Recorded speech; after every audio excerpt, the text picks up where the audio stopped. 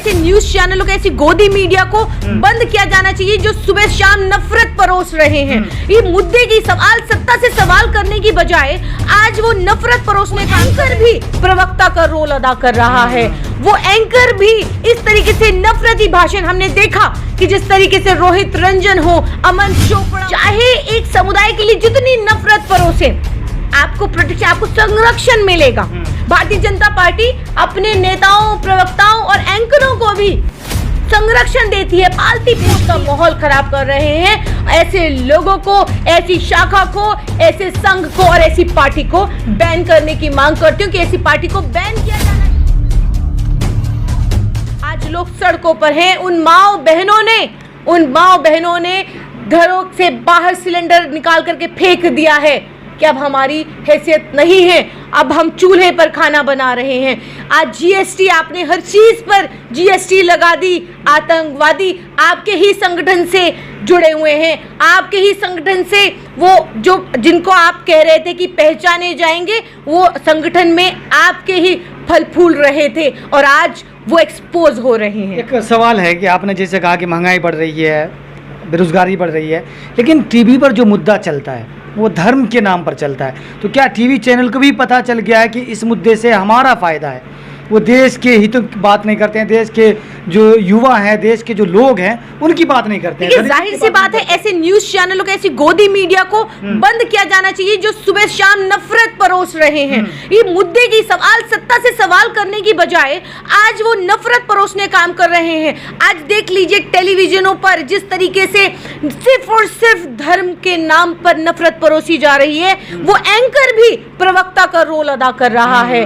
वो एंकर भी इस तरीके से नफरती भाषण, हमने देखा कि जिस तरीके से रोहित रंजन हो, अमन चोपड़ा हो, या और तमाम जो गोदी मीडिया है, और तमाम गोदी मीडिया ने जिस तरीके से फेक न्यूज चलाया, और जिस तरीके से आपने देखा कि जहांगीरपुरी के अंदर, जहांगीरपुरी का बदला राजस्थान के अंदर लिया गया मंदिर तोड़ करके, ऐसा न्यूज चलाने वाले अमन चोपड़ा ने भी 1 घंटे का बाकायदा शो चलाया और फिर फरार हो गए। आज रोहित रंजन फरार हैं, एफआईआर होती है, लेकिन देख लीजिए कि क्या होता है। इस देश के अंदर भारतीय जनता पार्टी के लिए अलग कानून है और तमाम जो और दूसरा समुदाय है उसके लिए अलग कानून है। तो जाहिर सी बात है, ये बात सबको पता है कि आप चाहे एक समुदाय के लिए जितनी नफरत परोसे, आपको प्रोटेक्शन, आपको संरक्षण मिलेगा।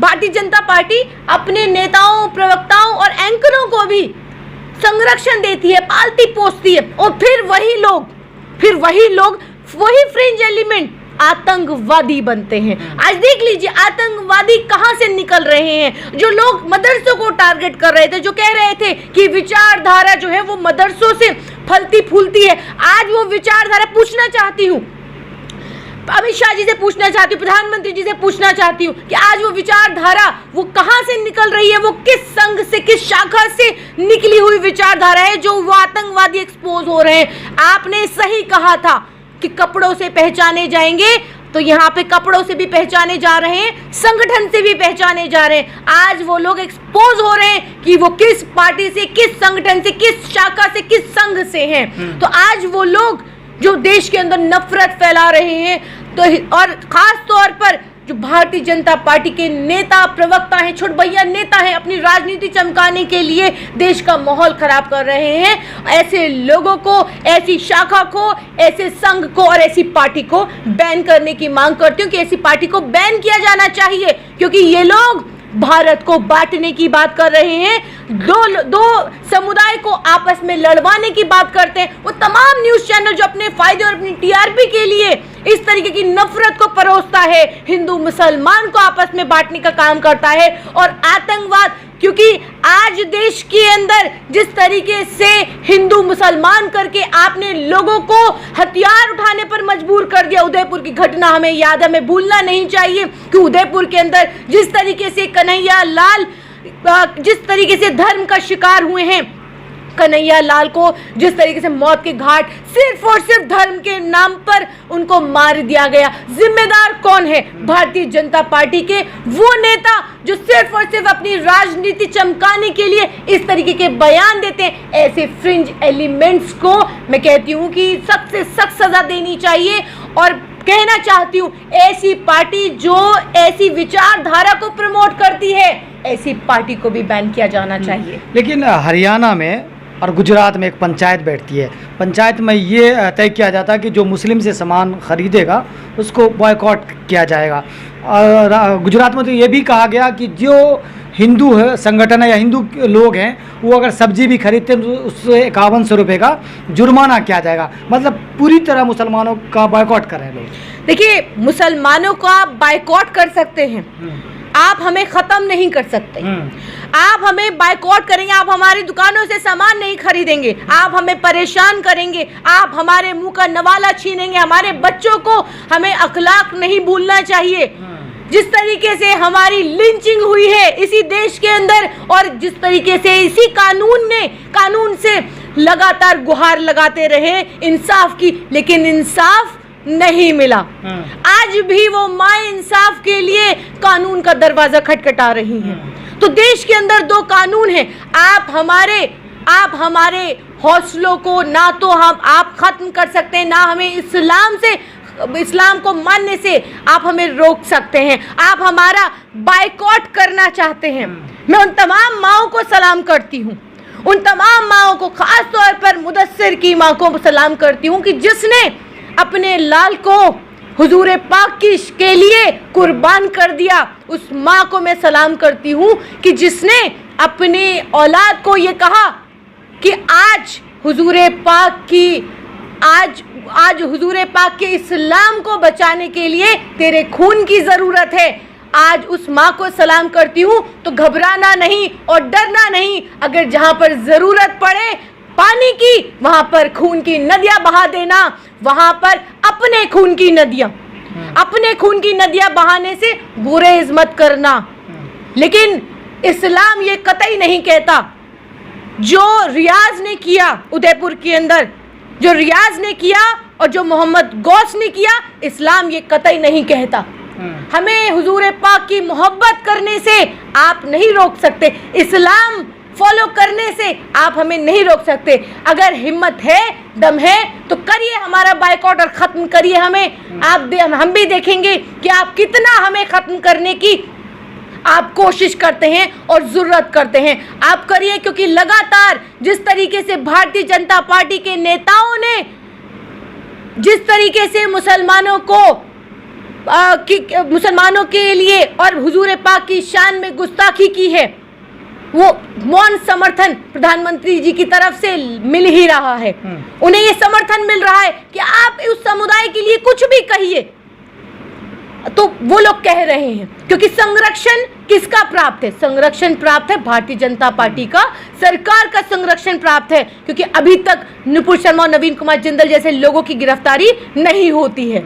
हरियाणा भाजपा के नेता है, वो कहते हैं कि पैग में जो है हमें पैगंबर नजर आता है। तो क्या ये विवादित बयान नहीं है जिस तरह से नुपुर शर्मा ने? देखिए, ये सभी लोग छुड़बैया नेता हैं। और खास तौर पे इन्होंने जब देखा कि नुपुर शर्मा और नवीन कुमार जिंदल की गिरफ्तारी नहीं हुई और इनको लाइमलाइट मिला, चाहे वो लाइमलाइट फ्रिंज एलिमेंट कहलाए, लेकिन लाइमलाइट मिला, तो लगातार इनके छुड़बैया नेता इस तरीके के बयान देकर अपनी राजनीतिक रोटियां सेक रहे हैं। लेकिन कहना चाहती हूँ, और हजारों लाखों जो दुनिया भर की लानतें भेजना चाहती हूँ ऐसे लोगों के ऊपर जो इस तरीके के बयान देते हैं, तुमसे और कुछ नहीं होगा। क्योंकि देश के अंदर भारतीय जनता पार्टी की पूर्ण बहुमत की सरकार है, लेकिन आप विकास करने नहीं आए। आप तो हिंदू मुसलमान को आपस में बांटने आए हैं, आप तो धर्म के नाम की राजनीति करने आए हैं, और लोगों को आपस में बांटने का काम आप जिस तरीके से करते रहे हैं वो आप आज भी कर रहे हैं। वही उसी राह पर इनके छुड़बैया नेता निकल चुके हैं और इस तरीके के बयान देकर अपनी राजनीतिक रोटियां सेक रहे हैं। और कहना चाहती हूँ, ऐसे नेताओं, ऐसे प्रवक्ताओं और ऐसे एंकरों को सलाह है मेरी कि बोलने से पहले, आका का जो आदेश आता है, बोलने से पहले अब कम से कम ये सोचिए, ये दिमाग लगाइए, अपना दिमाग यूज करिए कि आप क्यों कर रहे हैं ये सब। एक आखिरी सवाल है, हरियाणा पंचायत में ये कहते हैं कि जो युवा हैं उनको मोबाइल छोड़कर अब लोहा खरीदना चाहिए। लोहा से आप समझ रही हो क्या कहना चाह रहे थे? देखिए, ये सिर्फ और सिर्फ धार्मिक उन्माद फैलाने के लिए, धर्म के नाम पर लोगों को उकसाने के लिए आज वो युवा हमने देखा बीते दिनों जिस तरीके से जहांगीरपुरी हो, अंबेडकर नगर हो, देश के तमाम अलग अलग राज्य हो, उन तमाम अलग अलग राज्यों में हमने एक ही छवि देखी है, एक ही पैटर्न था। वहां पर तमाम जगहों पर, वहां पर आप देखेंगे उन युवाओं के हाथों में जो किताबें होनी चाहिए थी, आज उनके हाथों में तलवारें हैं। जो नेता हैं, जो बड़े बड़े पदों पर आसीन हैं, पूछना चाहती हूँ उनके बच्चे क्या तलवारें लेकर क्या सड़कों पर आ रहे हैं? किनके बच्चे हैं वो? उन गरीबों के बच्चे हैं जिनको उकसाकर, धर्म के नाम पर उकसाकर आप लोगों को भड़काने का काम करते हैं, और वो उकसाकर आप उनको जेलों के अंदर डालने का काम कर रहे हैं, क्योंकि वो तलवार उठाकर वो वहां पर धार्मिक उन्माद फैला रहा है। तो आज आपने जिस तरीके से धर्म के नाम पर पूरी तरह लोगों को सोचने समझने की क्षमता खत्म कर दी है कि लोग अपना दिमाग इस्तेमाल ही नहीं कर पा रहे हैं। आज उनको धर्म की कदर अफीम चटा दी गई है कि आज वो सोचने के लिए वो सोच नहीं पा रहे हैं। आज उनकी सोचने समझने की क्षमता खत्म कर चुके हैं, क्योंकि उनको लगता है कि भारत के अंदर अब भारतीय जनता पार्टी की सरकार है तो अब सब कुछ बेहतर हो रहा है, राम मंदिर बन रहा है, और तमाम जो चीजें जो भारतीय जनता पार्टी ने जो उन्हें मुंगेरी लाल के सपने दिखाए हुए हैं, वो सपने उनको लगता है कि शायद सिर्फ और सिर्फ प्रधानमंत्री जी सिर्फ पूरे कर सकते हैं। लेकिन आज जो जुमले, जो चुनाव के वक्त जो जुमले थे, उनको आज तक किसी भी जुमलों को आज तक पूरा नहीं किया गया। आज महंगाई दर, आज जिस तरीके से युवा मायूस हो चुका है, सेना के अंदर हमने बीते दिनों देखा कि जिस तरीके से आगजनी हुई, जिस तरीके से लोग सड़कों पर आए, मायूस थे। आज वो युवा रोजगार मांग रहा है, आज आपसे सवाल कर रहा है, लेकिन आप जवाब देने की बजाय लोगों को धर्म के नाम पर लड़वा रहे हैं। चलिए, बहुत शुक्रिया अपना। बहुत शुक्रिया।